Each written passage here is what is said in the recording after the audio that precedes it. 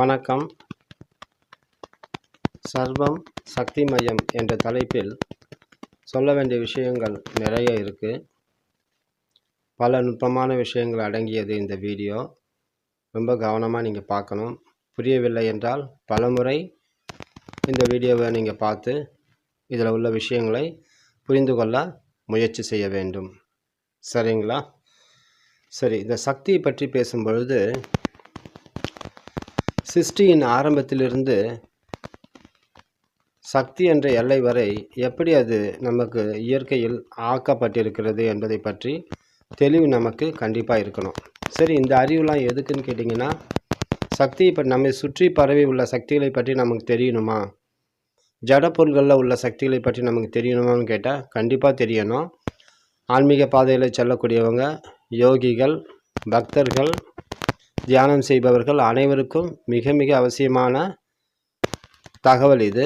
நிச்சயமாக இதை பற்றி அறிவு அவங்களுக்கு இருந்தால் தான் அவங்க பாதையில் போகும்போது எதன் மேலாம் நமக்கு பற்று இருக்குது அப்படின்னு சொல்லிட்டு அந்த பற்றுள்ள பொருள் எப்படிப்பட்டது, அந்த தன்மை என்னன்றது அவங்களுக்கு தெரிஞ்சிக்க முடியும். ரெண்டாவது, அந்த பாதையில் அவங்க சந்திக்கக்கூடிய ஜட உருவங்களை பற்றி சரியான ஒரு புரிதல், நுண்பொருள், தின்பொருள், அதாவது மென்பொருள் பற்றிய சரியான விளக்கங்களை அவர்கள் பெற்றுக்கொள்ள முடியும். நான் சொல்வது அறிவளவில் புரிந்தாலும் செயல்பாட்டு அளவில் நீங்கள் நேரடியாக சந்திக்கும் போது அதை நீங்கள் சரியாக புரிஞ்சுக்கலாம். சரி, சிருஷ்டியின் ஆரம்ப கட்டத்திலிருந்து ஒரு சக்தி எப்படி பிறப்பு இருக்குது அப்படின்ற ஒரு விளக்கத்தை நம்ம இப்போ பார்க்கலாம். சிருஷ்டியின் ஆரம்பத்தில் ஒரு சப்தம் இருக்கிறதா சொல்கிறாங்க. இப்போது சயின்ஸ் அது வரைக்கும் போயிருக்கு. ஸோ இது அறிவியல் பாடங்கள் சார்ந்த தகவல் தான். சரிங்களா? ஒரு சவுண்டு அண்டவெளி முழுவதும் இருக்குது. அந்த சத்தம் தான் முதல்ல பிறக்குது. சிருஷ்டியின் ஆரம்பம் அதுவாக தான் இருக்குதுன்னு சொல்கிறாங்க. அந்த சத்தம் எப்படி இருக்குன்னு கேட்டிங்கன்னா, நான் ஒரு 3 விதமான சத்தங்களை உண்டாக்குறேன் பாருங்கள். இவைகள் கலந்த ஒரு சத்தமாக தான் அது இருக்கும்.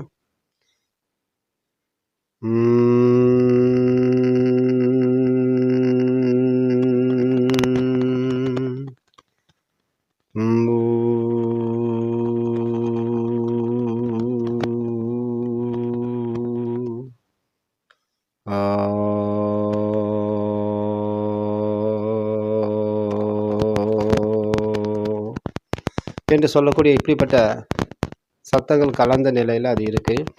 இதை நம்ம எங்கே பார்க்கலான்னு கேட்டிங்கன்னா, மலைகளில் குகை இருக்குது பாருங்கள். மலைகளில் பள்ளத்தாக்கு, குகை, அங்கெல்லாம் அந்த காற்று பட்டு அது வெளி வரும்பொழுது இந்த சத்தங்களை நம்ம கேட்கலாம். அங்கே ரொம்ப பயங்கரமாக இருக்கும் கேட்குறதுக்கு. அப்புறம் அந்த குகைகள்லாம் இருக்குது இல்லைங்களா, அங்கே அந்த சத்தம் கேட்கும். குடவரை கோயில்கள் இருக்குது, அங்கே அந்த சத்தம் கேட்கும். நம்ம வீட்டில் இருக்க பாத்திரங்கள்லாம் இருக்குது பாருங்கள். ஒரு பக்கம் வாய் திறந்த, மற்ற எல்லா பக்கங்களும் மூடப்பட்ட பாத்திரங்கள் இருக்கும் பாருங்கள். கிண்ணம், டம்ளர், இதெல்லாம் நீங்கள் காதில் எடுத்து வச்சிங்கன்னா அந்த சத்தம் கேட்டுக்கிட்டே இருக்கும். ஸோ இந்த சத்தமானது அண்டவெளி முழுவதும் எங்கும் கேட்கக்கூடிய ஒன்றாக இருக்கிறது என்று சயின்டிஸ்ட்டு சொல்கிறாங்க. சரி, இந்த சத்தத்தால் என்ன ஆகுதுன்னு கேட்டிங்கன்னா, அலைகள், அதிர்வுகள் உண்டாக்கப்படுகிறது அண்டவெளியில். இந்த அலைகள் அதிர்வுகளில் இருந்து துகள்கள் பிறக்குதுன்னு சொல்கிறாங்க. துகள்கள் அப்படின்னா பார்ட்டிகல்ஸ். அந்த துகள்கள் எண்ணற்ற வகையான துகள்கள் பிறக்குது. இப்போது ஒரு 2000 வகையான துகள்களை கண்டுபிடிச்சி அதுக்கு பேர் வச்சுருக்காங்க சயின்டிஸ்ட்டு. அதற்கு அப்பாற்பட்ட துகள்கள் லட்சக்கணக்கான வித்தியாசமானதாக இருக்குது. அவைகளெல்லாம் பெயர் வைக்கப்படவில்லை, அவையெல்லாம் கண்டறியப்பட்டிருக்கு. சரிங்களா? இந்த துகள்களில் குறிப்பாக ஒரு 3 விதமான துகள் ஒன்று சேர்ந்து சக்திகளை உண்டாக்கக்கூடிய ஒரு முக்கிய காரணியாக இருக்குது. அதில் ஒரு புரோட்டான், நியூட்ரான், எலக்ட்ரான் என்று சொல்லக்கூடிய 3 விதமான துகள்கள் இதில் முக்கிய பங்கு எடுக்குது. சரிங்களா? புரோட்டான்றது எப்போவுமே நேர்மின் சுமை கொண்டது. இது மின்சுமை கொண்டது, நேர்மின் சுமை கொண்டது. நியூட்ரான் மின்சுமை கிடையாது. எலக்ட்ரான் எதிர்மின் சுமை கொண்டது, நெகட்டிவ் சார்ஜ். ஸோ இந்த 3ம் சேர்ந்து ஒரு அணுவை உண்டாக்குது. சரிங்களா? அணுவின் உட்கருவில் புரோட்டானும் நியூட்ரானும் இருக்கும். அது ரெண்டும் ஒன்றா சேர்ந்த பிறகு அது ஒரு ஷீல்டு ஸ்பெரிக்கல் ஷேப்பில் மாறிடும். காப்பிடப்பட்ட ஒரு கோள வடிவமாக மாறிடும். அது அந்த அளவுக்கு அவ்வளோ சீக்கிரம் உடையாது. அதை சுற்றி எலக்ட்ரான்கள் சுற்றி வரும். எலக்ட்ரான்கள் வந்து நெகட்டிவ் சார்ஜ். ஸோ பாசிட்டிவ் சார்ஜுக்கு சமமான எலக்ட்ரான்கள் அந்த உட்கருவை சுற்றி வருவதால் இந்த அமைப்பை தான் வந்து அணுன்னு சொல்லுவாங்க, ஆட்டம். ஸோ இந்த அணுக்கள் என்ன ஆகுதுன்னு கேட்டிங்கன்னா, ஒரு வகையான அணுக்கள் ஒன்று சேர்ந்து மூலக்கூறுகளை உண்டாக்குது, மாலிகூல்ஸ். மூலக்கூறுகள் என்ன பண்ணுது, தனிப்பட்ட ஜடப்பொருள்களை உண்டாக்குகிறது. சரி, மூலக்கூறுகள் வந்து நம்ம அப்புறம் பார்க்கலாம். அங்கேருந்து ஜடப்பொருள் உற்பத்தி ஆகுது. அதுக்கு முன்னாடி மூலக்கூறுகளுக்கு முன்னாடி இருக்கக்கூடியது அணுக்களும் துகள்களும்.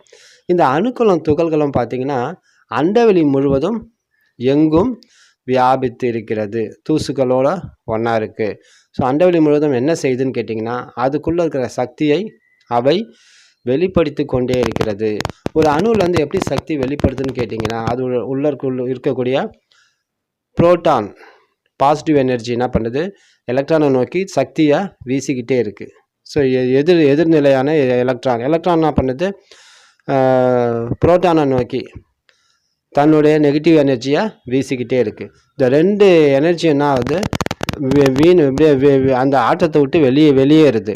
வெளியேறும்போது அந்த அணு அந்த ஆட்டம் என்ன ஆகுது, கொஞ்சம் கொஞ்சமாக சக்தி இழக்குது. இது நீண்ட காலம் நடக்கும், அந்த ப்ராசஸ் உடனே நடக்காது. சரிங்களா? ஒரு அணு வந்து சக்தி இழக்க நீண்ட காலம் எடுத்துக்குது. இப்படி வெளியேறக்கூடிய ஆட்டம்லேருந்து, ஒரு அணுவிலேருந்து வெளியேறக்கூடிய சக்திகள் வந்து கதிர்வீச்சுகளாக அண்டவெளியில் பாய ஆரம்பிக்கிறது. இது அணுவிலேருந்து மட்டும் வெளியேறல, இது மூலக்கூறுகளாக ஆன பிறகு அதனால் உண்டாக்கப்பட்ட ஜட வடிவங்கள் இருக்குது இல்லைங்களா, அண்டவெளியில் இருக்கக்கூடிய நட்சத்திரங்கள், கோள்கள், விண்கற்கள், இப்படி எல்லாத்துல இருந்தும் இந்த சக்தி கதிர்வீச்சுகள் தொடர்ந்து வீசப்படுகிறது. இப்படி வீசப்படக்கூடிய கதிர்வீச்சுகள் என்ன ஆகுது, அண்டவெளி முழுவதும் பாய்ஞ்சுக்கிட்டே இருக்குது. இப்போ நம்ம பூமி கூட என்ன பண்ணுது, அதனுடைய சக்தியை வந்து கதிர்வீச்சுகளாக வெளியே அனுப்பிச்சிக்கிட்டே இருக்குது. அதுவும் அண்டவெளிக்கு போயிட்டே இருக்குது. சூரியன் அதோடைய கதிர்வீச்சுகளை அங்கேருந்து வெளியே அனுப்பிச்சிட்டே இருக்குது. அதுதான் நமக்கு வெப்பமாகவும் ஒளியாகவும் நமக்கு தெரியுது. சரிங்களா? வெறும் ஒளியாக மட்டும் இல்லை, வெப்பம் என்ற சக்தியும் அந்த கதிர்வீச்சு எடுத்துகிட்டு வருது. ஸோ இந்த மாதிரி கதிர்வீச்சில் ஏகப்பட்ட சக்திகள் வீசப்படுகிறது. இது வந்து பொருளே அல்லாத உலகத்தை நோக்கிய தெளிவு. ஸோ பொருள் அல்லாத இடத்துலையே வந்துட்டு இவ்வளோ விதமான விண் தூசுக்களும் விண்ணில் இருக்கக்கூடிய துகள்களும் அணுக்களும் அவைகள் வெளியேற்றி கொண்டிருக்கும் சக்திகளும் தொடர்ந்து கதிர்வீச்சுகளாக பாஞ்சிக்கிட்டு இருக்கு. சரி, இதில் வந்து சக்தின்னு அப்படி எடுத்துக்கிட்டாலே மின்சக்தி தான் அடிப்படையாக இருக்குது. So positive energy, negative energy, இதை கொண்டு அந்த துகள்கள் தான் அணுக்களை உண்டாக்குது. அணுக்கள்லேருந்து தொடர்ந்து சக்தி உண்டாகுது. இப்படி ஒரு அணு இன்னொரு அணு ஒன்று ஈர்க்கக்கூடியதாகவும் இருக்குது. அந்த ஈர்க்கக்கூடிய தன்மை வந்து ஈர்ப்பு சக்தின்னும், ஒரு சில அணுக்கள் ஒன்றை விட்டு ஒன்று எதிர்க்கும். அது ஏன்னா அது நெகட்டிவ் சார்ஜ் அதிகமாக உள்ளது, ஒரே சார்ஜ் உள்ளது அருகில் வரும்போது அது ஒன்று விலகும். இது வந்து விலக்கு சக்தியாக இருக்குது. ஸோ ஈர்ப்பு சக்தியை வந்துட்டு அது ஒரு தனியாக ஒரு ஷீல்டு போல் க்ரியேட் ஆகுது, ஒரு ஃபீல்டு க்ரியேட் ஆகுது. அந்த ஃபீல்டு வந்து ஈர்ப்பு சக்தி கொண்ட ஒரு புலமாக இருக்குது. அது காந்த புலம் அப்படின்னு சொல்லுவாங்க, மேக்னட்டிக் ஃபீல்டு. ஸோ இந்த மாதிரி மேக்னட்டிக் எனர்ஜியை வந்துட்டு எலக்ட்ரிக் எனர்ஜி உண்டாக்குது அண்டவெளியில். அவை என்ன பண்ணுது, அவை மேக்னட்டிக் வேவ்ஸை வந்து க்ரியேட் பண்ணி அந்த விடுது. ஸோ இந்த மாதிரி மின்சாரமும் கதிர்வீச்சுகளை உண்டாக்குது, காந்த புலனும் கதிர்வீச்சுகளை உண்டாக்குது. இவை இரண்டும் சேர்த்து மின்காந்த கதிர்வீச்சுகள் அண்டவெளி முழுவதும் இங்கும் அங்குமாக பாய்ந்த வண்ணமாக இருக்கிறது. நம்முடைய பூமியை நோக்கியும் பலவிதமான மின்காந்த கதிர்வீச்சுகள் வான்வெளியிலிருந்து வந்துக்கிட்டு தான் இருக்குது. அவைகளும் நம்மை தாக்குவது என்பது இருக்குது. அதே போல் சூரிய குடும்பத்தில் இருக்கக்கூடிய ஒவ்வொரு கோள்களும் மின்காந்த கதிர்வீச்சுகள் என்று சொல்லக்கூடிய சக்தி கதிர்வீச்சுகளை தொடர்ந்து உற்பத்தி செஞ்சுக்கிட்டே இருக்குது. பொருள் அல்லாத உலக நிலையில் உள்ள சக்தி இருப்பு நிலையை பற்றி நான் இப்போ உங்களுக்கு சொல்லிக்கிட்டு இருக்கேன். பொருள் வடிவத்துக்கு வந்த பிறகு அதுக்கு பார்க்கலாம். சரிங்களா? இப்படியாக மின்சக்தி என்றது காந்த சக்தியை உற்பத்தி பண்ணி அப்புறம் அது அண்டவெளியில் பார்க்கும்போது இப்போ ஒரு பொருள் எடுத்துக்கிட்டோம் அப்படின்னா அது எரியும் போது வெப்ப சக்தி வெளிப்படுது. ஸோ சக்தி பல வடிவங்களில் நம்மை சுற்றி இருந்துக்கிட்டு இருக்குது. இப்போ அண்டவெளியில் இருக்கக்கூடிய சக்தி வந்து மின்சக்தி, காந்த சக்தி. அது மின்காந்த அலைகளாக எங்கும் பரவி கொண்டே இருக்குது. பூமி அதோடைய சக்தியையும் வெளிப்படுத்திக்கிட்டே இருக்குது. இது புரிஞ்சுதுங்களா? இது வந்து கண்ணால் பார்க்க முடியாத சூக்ஷ்ம நிலையிலேயே இப்படி இருக்குது. இவைகள்லாம் மைக்ரோஸ்கோப் வச்சு பார்த்தா தெரியும். வெறும் கண்களுக்கு அந்த துகள்கள் அணுக்களை பார்க்க முடியாது, மிக சிறியது என்பதால். சரிங்களா? அதனால மிக சிறிய உயிர்களை கூட அந்த அண்டவெளி இயற்கை உண்டாக்க முடியுது. சரி, இப்போ திடப்பொருள்களை பற்றி பார்க்கலாம். நம்மை சுற்றி இருக்கக்கூடிய திடப்பொருள்கள் அப்படின்னு பார்த்தீங்க அப்படின்னா எக்கச்சக்கமாக இருக்குது இல்லைங்களா? கல், மண், கட்டை, மற்ற விதமான பிளாஸ்டிக்கு, எத்தனையோ விதமான பொருட்கள் நம்ம பயன்படுத்துகிறோம். எல்லாமே திடப்பொருள்கள் பெரும்பாலும். அந்த திடப்பொருள் எல்லாமே எதனால் ஆனதுன்னா மூலக்கூறுகளால் ஆனது. மூலக்கூறுகள் அணுக்களால் ஆனது, அணுக்கள் துகள்களால் ஆனது, துகள்கள் அதை ஆய்வு பண்ணும்போது வெறும் வேவ்ஸ், வெறும் அலைகளாக இருக்குது. அந்த அலைகள் எங்கேருந்து வந்துச்சுன்னு பார்த்தா சத்தம் அவ்வளோதான் கடைசி. அது வரைக்கும் சயின்ஸ் வந்து கண்டுபிடிச்சிருக்கு. இதெல்லாம் எங்கே இருக்குதுன்னு கேட்டிங்கன்னா எல்லாம் அறிவியல் பாடத்தில் தான் இருக்குது, சயின்ஸில் இருக்குது. ஏற்கனவே படித்தவங்களுக்கு இப்போ நான் சொன்னது வரிசையாக புரியும். இதை இப்போ படிக்காதவங்க நான் சொல்கிற விஷயத்தையே நாலேஜாக வச்சுக்கிட்டே நீங்கள் புரிஞ்சுக்கலாம். சரிங்களா? இப்படியாக நம்மை சுற்றி இருக்கக்கூடிய எல்லா ஜடப்பொருள்களையும் நாம் பகுத்து மேலோட்டமாக பார்த்தா அது ஒரு குறிப்பிட்ட வடிவங்களில் இருக்கும். நம்ம பயன்பாட்டுக்காக குறிப்பிட்ட வடிவத்தை நம்ம உண்டாக்கி வச்சுருக்கோம். அதுவே இருக்கிறது குறிப்பிட்ட வடிவத்தில் இருக்கும். அதை சிதைச்சணும்னா அதனுடைய அடிப்படை என்னென்னு விஷயம்னு பார்க்கும்போது அவை கடைசியில் அணுக்களாக போய் முடிஞ்சு அதன் பிறகு துகள்களாக போயிட்டு துகள்களையும் நம்ம ஆய்வு பண்ணும்போது ஏதுமற்ற இடத்தில் சென்று அது வெறும் வெற்றிடம் என்று ஆகி காட்டுது. ஸோ இதில் வந்து நல்லா புரிஞ்சுக்கணும். நம்ம கண்ணால் பார்க்கக்கூடிய எந்த ஜட பொருளும் எந்த பொருளும் ஒரு உண்மையான எப்போதும் வாழக்கூடிய ஒன்று கிடையாது. அதுக்கு ஒரு அழிவு உண்டு, கொஞ்சம் காலம் இருக்கும். எப்போ சிதைதோ அப்போ அது சக்தி எல்லாம் எப்போ வெளியேறதோ கதிர்வீச்சு மூலமாக அப்போ அது சிதைஞ்சு உருக்குலைஞ்சி அந்த அணுக்கள்லாம் பிரிஞ்சு துகள்கள்லாம் பிரிஞ்சு சக்தியற்ற அந்த அணுக்கள் மேலும் பிரிஞ்சு துகள்களாக பிரிஞ்சு துகள்கள் மறுபடியும் சத்தத்தில் போய் ஒடுங்கிடும். சரிங்களா? ஸோ சுற்றி நம்மளை சுற்றி பார்க்கக்கூடிய எல்லா பொருள்களும் என்னது? வெறும் மாயை தோற்றம்தான். மாயைனா இன்றைக்கி இருக்கும் நாளைக்கு இருக்காது அப்படின்னு அர்த்தம். சரிங்களா? இது புரியுதா பாருங்கள். இதான் சொன்னால் ரொம்ப நுட்பமான விஷயங்கள் அடங்கி இந்த வீடியோன்னு சொன்னேன். சரிங்களா? இப்படி நம்மை சுற்றி இருக்கக்கூடிய எல்லா ஜட பொருட்களும் எப்படி இருக்குன்னா எல்லாமே அணுக்களால் ஆனது.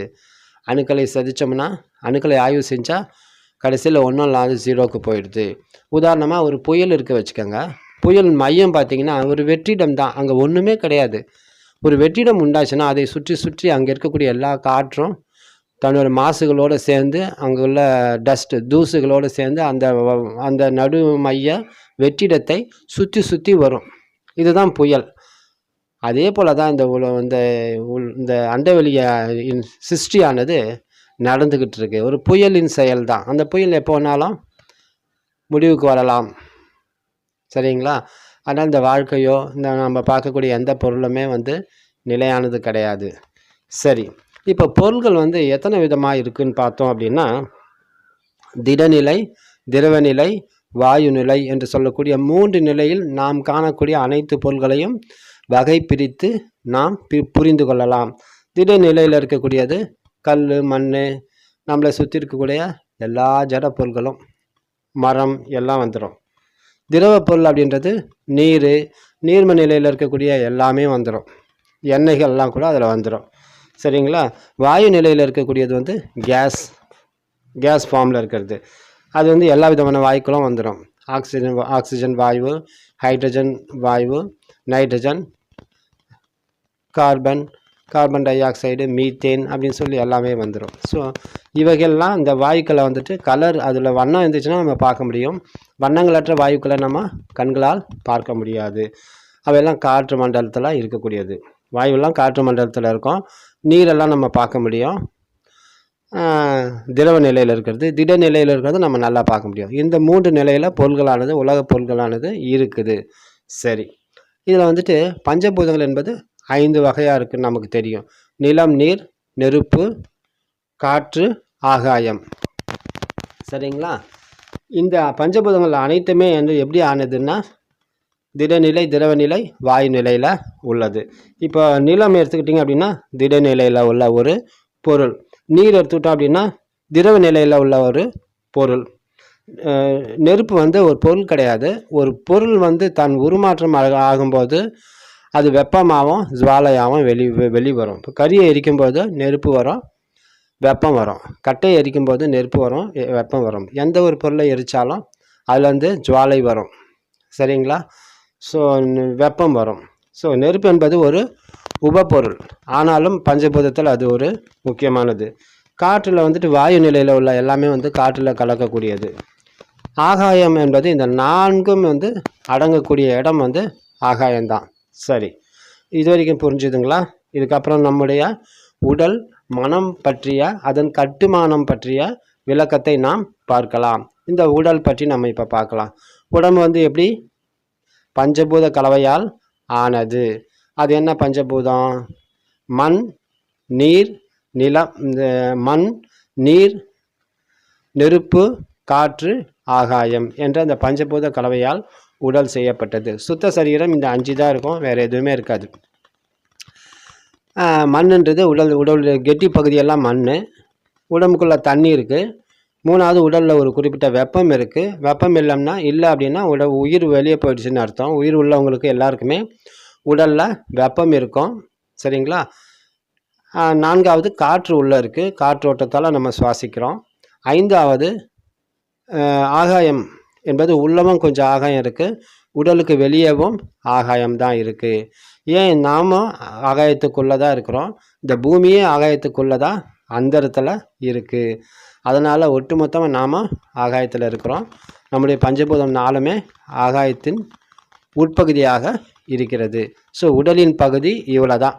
இதை நம்ம புரிஞ்சுக்கிட்டால் போதும். சரிங்களா? 2வது உடலில் வந்துட்டு இந்த சில பதிவுகள் சேரும்போது தான் மனிதர்கள் வித்தியாசப்படுறாங்க, வித்தியாசமான பாவனையில் இருக்காங்க. வித்தியாசம் அப்படின்னு பார்க்கும்போது நம்மளுடைய ஆழ்மன பதிவு, பரம்பரை பதிவு அப்படின்னு இருக்குது. சரிங்களா? இந்த 2 பதிவால் தான் மனிதர்கள் வித்தியாசமாக படுறாங்க. அந்த பதிவுகள் பற்றிய விளக்கங்களும் அது எந்த ஃபார்மேட்டில் நமக்கு உள்ள சேமித்து வைக்கப்பட்டிருக்கு அப்படின்ற விளக்கமும் நாம் பிறகு பார்க்கலாம். ஸோ உடல் பற்றிய விளக்கம் இவ்வளவு தான். ஸோ இந்த பிரச்சனையை என்னன்னு கேட்டிங்கன்னா, ஆழ்மன பதிவும் பரம்பரை பதிவும் நாம் சந்தித்து அதிலிருந்து விடுபட வேண்டியது நம்முடைய யோக பயிற்சியில் நாம் செய்யக்கூடிய ஒரு செயல். சரி, மனம் எப்படி இருக்குது? மனதின் வடிவம் என்ன? மனம் எதனால் ஆக்கப்பட்டதுன்னு கேட்டிங்கன்னா, துகள்களால், அணுக்களால் ஆனது. ஒரு எண்ணம் நினைக்கிறோம் மனசில், அந்த எண்ணம் ஃபார்ம் பண்ணுறதுக்கு என்ன வேணும்? ஏதாவது பொருள் வேணும். பொருளின் அடிப்படை என்ன? துகள்கள், அணுக்கள். இவைகளை கொண்டு ஒரு எண்ணத்தை நாம் உண்டாக்குறோம். நம்ம நினைக்கிறோம், அது தானே ஃபார்ம் ஆகுது. ஒரு சில நேரம் அந்த எண்ணம் நமக்கு எவ்வளோ நேரம் அந்த நினைவு வேணுமோ வச்சுக்கிறோம், அதுக்கப்புறம் நினைவு வேணாம்னா விட்டுடுறோம். இப்போ நினைவு வேணுன்ற வரைக்கும் அந்த வடிவம் இருக்கும். எண்ணங்களுக்கு என்ன உண்டு? வடிவம் உண்டு. சரிங்களா? அந்த வடிவம் கொஞ்ச நேரம் இருக்கும். அந்த எண்ணம் தேவையில்லாதப்போ அந்த வடிவம் தானே கலைஞ்சி அந்த துகள்கள்லாம் அந்த இடம் விட்டு போயிடும். சரிங்களா? இப்படியாக நாம் மனதை பயன்படுத்துகிறோம். மனம் என்பது நுண்பொருள், உடல் என்பது தின்பொருளாக இருக்குது. சரிங்களா? ஒரு கம்ப்யூட்டரில் எப்படி சாஃப்ட்வேர் ஹார்ட்வேர்னு இருக்கும், அது மாதிரி ஹார்ட்வேர் உடம்பாகவும் சாஃப்ட்வேர் நம்முடைய மனமாகவும் இருக்குது. ஸோ இந்த உடல் மனம் பற்றிய விளக்கம் ஆன்மீக ரீதியாக அதில் உள்ள கர்மங்களை பற்றிய விளக்கம் நாம் அடுத்தடுத்த வீடியோக்களில் பார்க்கலாம். இதுவரை சொன்ன விளக்கங்கள்லாம் உங்களுக்கு நல்லா புரிஞ்சிருக்குன்னு நினைக்கிறேன். புரியவில்லை என்றால் இந்த வீடியோவை பலமுறை ஓட்டி பார்த்து புரிஞ்சுக்கங்க. சரிங்களா? இப்படி தான் சிருஷ்டி உண்டாகுது. நம்மை சுற்றி இருக்கக்கூடிய ஜடப்பொருள் எல்லாமே வந்துட்டு சக்தி வடிவத்தில் தான் இருக்குது. வெறும் சக்தி தான். சக்தி கலைஞ்சால் அது செதஞ்சு ஒன்றும் இல்லாமல் போயிடும். அதனால் அது எல்லாமே நிலையற்றது. நம்ம பற்று பாசம் எல்லாமே எங்கே இருக்குன்னா பொருள்கள் மேலே தான் இருக்குது. அந்த பொருள் எல்லாமே பார்த்திங்கன்னா எல்லாமே மாயை வடிவத்தில் இருக்குது. எல்லாமே அணுக்களால் ஆனது. அவைகள் இல்லாமல் போயிடும் ஒரு காலத்தில். ஸோ இல்லாமல் போகிறது தான் பேர் என்ன? மாயைன்னு நாம் குறிப்பிடுவோம். சரிங்களா? இந்த விளக்கங்கள்லாம் வந்துட்டு யோக பாதையில் போகக்கூடியவங்க, ஆன்மீக பாதையில் வளரக்கூடியவங்க, தியானம் செய்யக்கூடியவங்க, பக்தர்கள், அவங்களுக்கெல்லாம் தெள்ள தெளிவாக தெரிஞ்சாதான் அவங்க இந்த யோக பாதையில் தொடர்ந்து போகிறதுக்கு தடை இல்லாமல் ஒரு வழி கிடைக்கும். இந்த அறிவு கண்டிப்பாக வேணும். இல்லை அப்படின்னா நீங்கள் வளர்த்துக்கணும். சரிங்களா? நம்மை சுற்றி இருக்கக்கூடிய ஜடப்பொருள்கள் நாம் அதை தான் ஆசைப்படுறோம், அதை தான் அடைய விரும்புகிறோம். அதுக்கு தான் காலம் முழுக்க நம்ம காலத்தை வீணடிக்கிறோம். அது மேலே வெறித்தனமான பற்று வச்சுருக்கிறோம். இந்த உடம்பு மேலே எவ்வளோ பற்று. ஆனால் உடம்புனா என்னன்னு நமக்கு தெரிஞ்சிச்சுன்னா அந்த பற்று என்ன ஆகும், குறைய ஆரம்பிச்சிடும். அதுக்கப்புறம் உருப்படியான காரியங்களை நம்ம செய்ய ஆரம்பிச்சிடுவோம். சரிங்களா? புரியலைன்னா பலமுறை இந்த வீடியோ பார்த்து புரிஞ்சுக்கங்க. அடுத்து நல்ல ஒரு காணொளியில் நாம் மீண்டும் சந்திப்போம். அதுவரை நன்றி, வணக்கம்.